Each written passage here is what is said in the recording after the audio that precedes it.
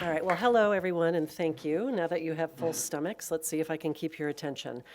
To start us off, I thought I would state the obvious, which is to pick up on one of the themes of Sharath's comments. We are living in a time of rapid change, and that's not just on one front, that's on almost every front you can imagine. In particular, the political landscape is shifting globally. We've moved from the relatively static, if very tense, dynamics of the Cold War to, as of the early 90s, the striving of many countries towards the liberal democratic order and the strengthening of international norms, the recognition of the core and universal values of human dignity and freedom as a key to a functioning, stable, and secure society. And now here we are in the present day, where we find ourselves living in the so-called multipolar world in which no one set of values is ascendant, and power is expressed in ways that can easily lead to instability and even chaos. That's the bad news.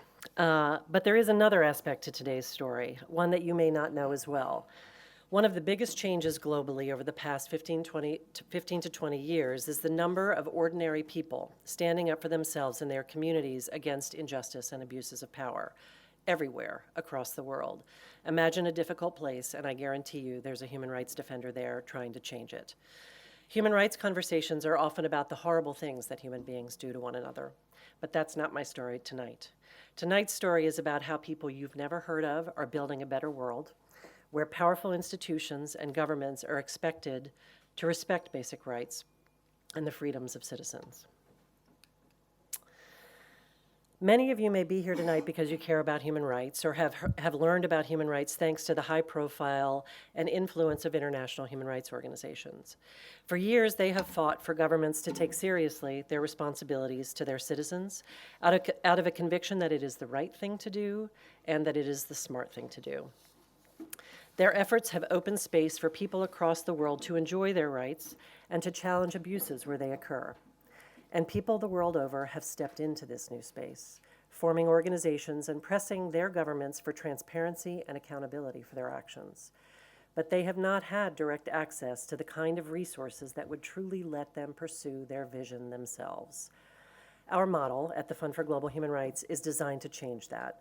We mobilize financial and other resources and move them into the hands of the strongest, highest potential human rights defenders on the front lines to allow them to take their work to scale and build a new narrative in which governments are expected to respect the rights of their citizens.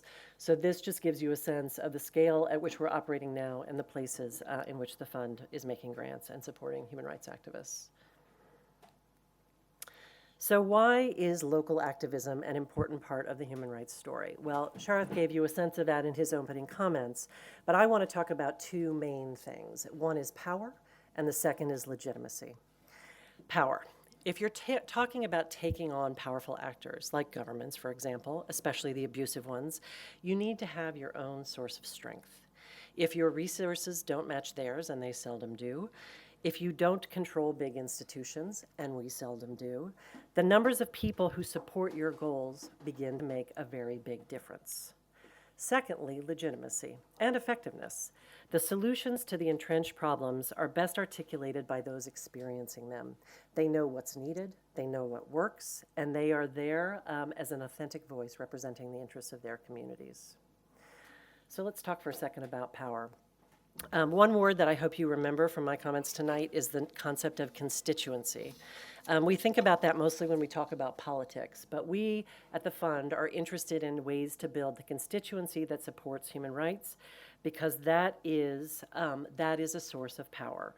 When confronting governments that would deny freedom of speech, imprison activists for dissent, or denounce human rights defenders as enemies of the state, and all of these things are happening every day around the world, the best protection and source of strength is the backing of broad and vocal constituencies. In India, for example, where recently the government has been cracking down on the human rights community, the groups that have not been bothered by the government are those that have mass movements. So organizations that have tens of thousands of members because they've worked to build their constituency are better protected in a climate that is hostile to their work.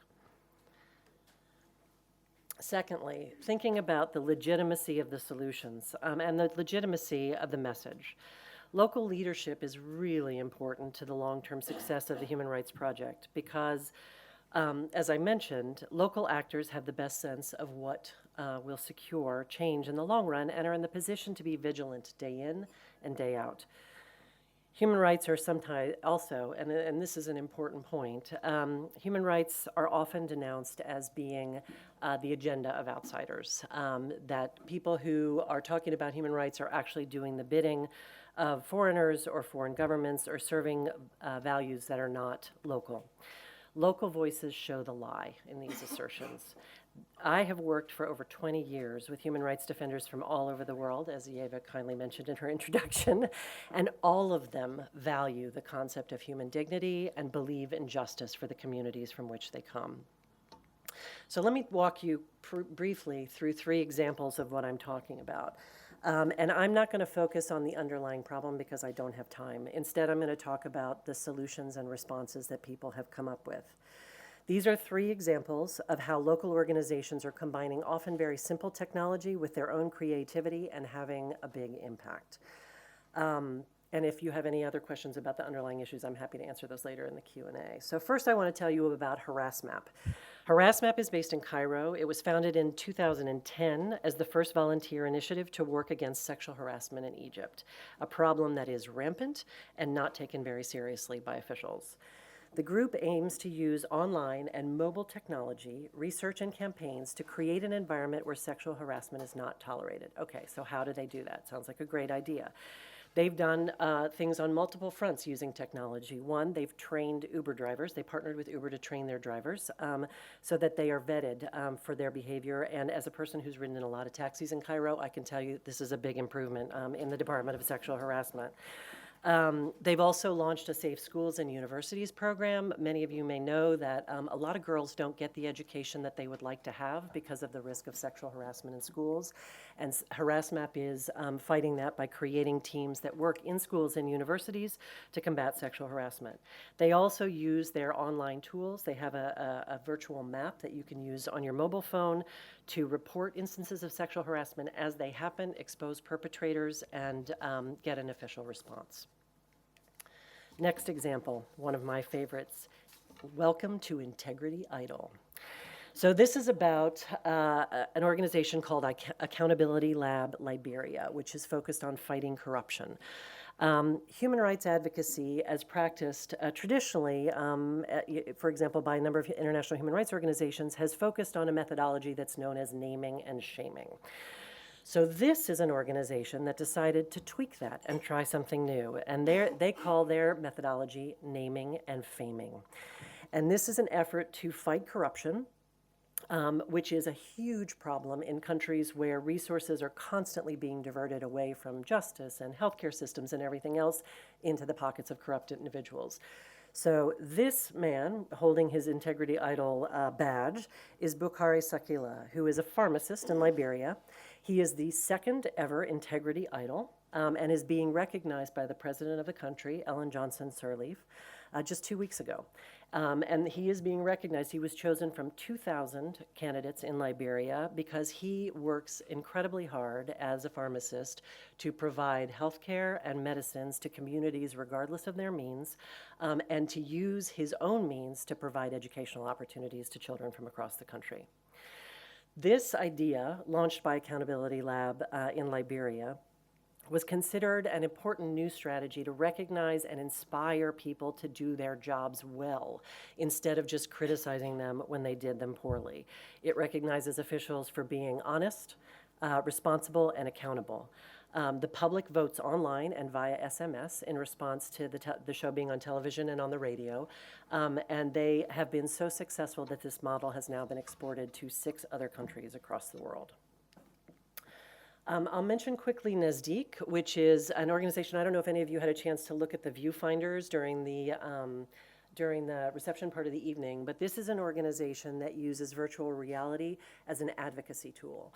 So Nazdeek is based in India, and these are tea workers in Assam, where tea workers are basically treated to an age-old system of labor exploitation, where they are paid less than $2 a day, and that is 3 times less than the living wage in their state.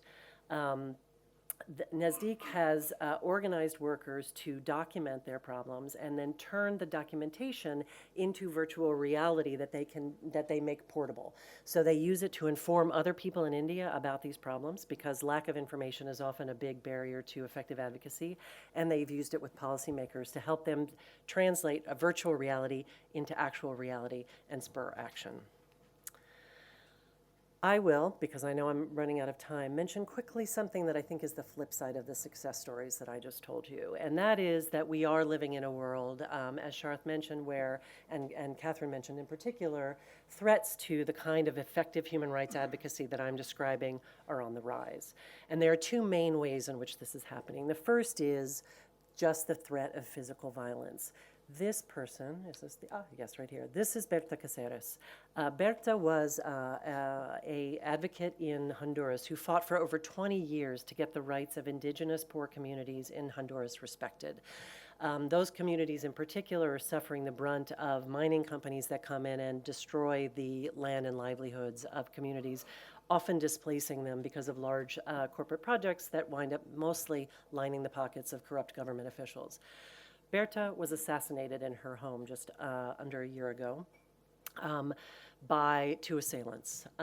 Because of the international outcry that responded to her murder and because of an eyewitness, men were ultimately arrested who were responsible for her death, or who are allegedly responsible for her death, and they do have ties to the government. What hasn't happened yet is that the officials who ordered her assassination have been investigated or called to account. The second way, and this is particularly important given what I do, that governments are going after human rights defenders is by cutting off their access to the resources that we are trying so hard to make available. Governments are denying on-the-ground human rights groups access to resources and calling them traitors if they figure out a way to raise funds from outside the country.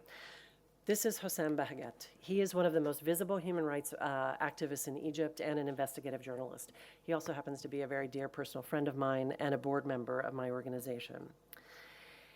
He has been subject to a travel ban for almost 2 years now, an asset freeze, and faces charges for accepting grants from such nefarious actors as the Ford Foundation that could result in life imprisonment. It's our responsibility and our mission to make sure that governments do not succeed in starving these local activists out of existence. This is our founding story and our commitment to the future. This is my last slide for the person who's patiently holding signs in the back of the room. I want to thank you all for being here tonight and for choosing to spend your time on issues of importance like human rights. By being here and participating in this conversation, we are already a part of building a global constituency for human rights. We hope that you will explore these issues further and bring others to the conversation. This is a time, and notice I haven't talked about politics at all, this despite being American, this is a time when human rights are not a given in any country, and we need your involvement more than ever. So these are some initial ways that we hope people will get involved, learn more, and bring others to the conversation, because it's going to take all of us to fix the challenges ahead. Thank you very much.